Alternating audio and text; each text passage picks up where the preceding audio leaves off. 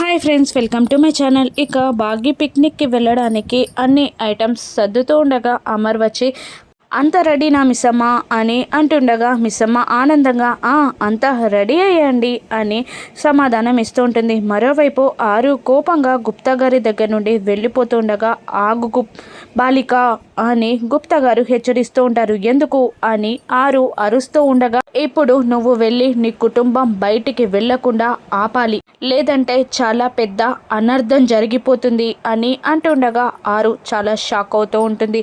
ఇప్పుడు కనుక నువ్వు వెళ్ళి నీ కుటుంబం బయటికి వెళ్ళకుండా ఆపకపోతే నువ్వు ఆత్మగా ఉన్నన్ని రోజులు ఈ పని ఎందుకు చెయ్యలేదా అని బాధపడుతుంటావు అని గుప్తా గారు ఆరుని బెదిరిస్తూ ఉంటారు.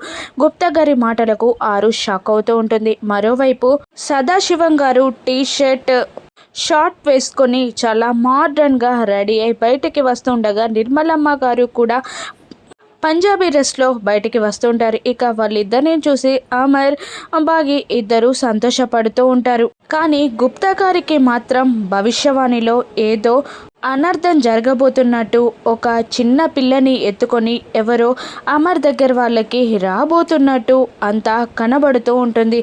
ఇక పిక్నిక్లో జరగబోయే అనర్థం ఏంటి? ఆరు ఫ్యామిలీ మొత్తం బయటికి వెళ్లకుండా ఆపగలదా? ఆ చిన్నపిల్లని ఎత్తుకున్న తల్లి ఎవరు?